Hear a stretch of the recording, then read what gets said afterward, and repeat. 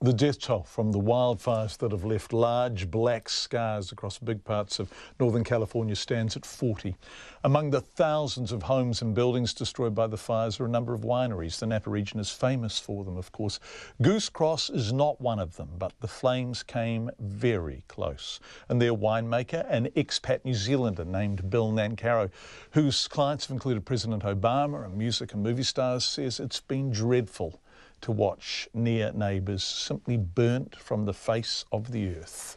It's surreal. It's absolutely surreal. So I live in St Helena, which is kind of the northern part of Napa Valley, and St Helena has been spared, thankfully. There's a few fires, actually, you just see them now flaring up just in the western mountains, but there's about 12 helicopters dumping water on them at the moment. But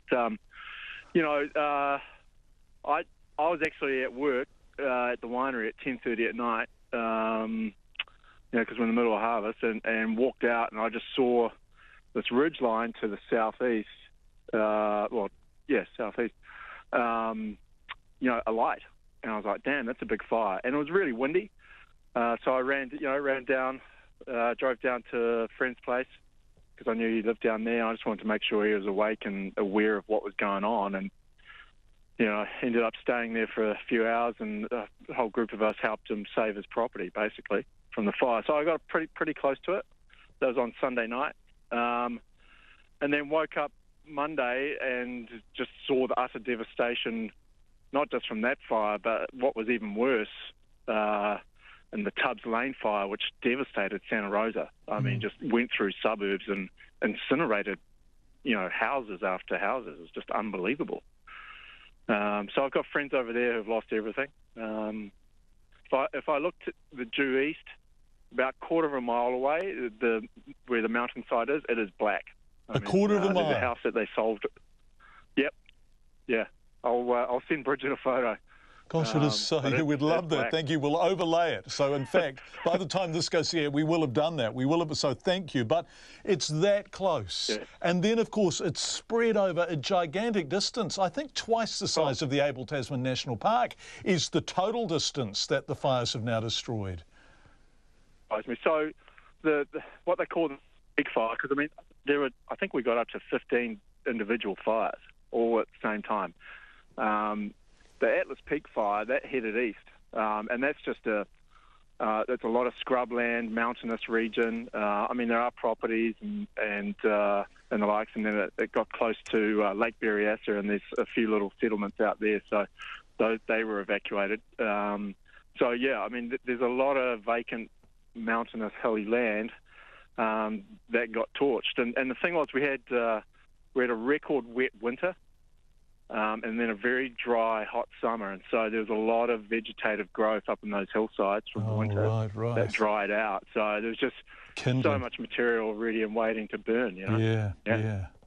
And in the context of the fact that this started at night, so lots of people had already gone to bed by the time the sort of official notifications were beginning to take place, and in the context of fast moving and fast moving.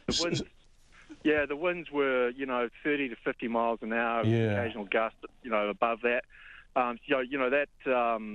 The suburbs over in Santa Rosa that got torched, those people, they just ran out of the house. I don't think they had any notification of the fact that the place was on fire.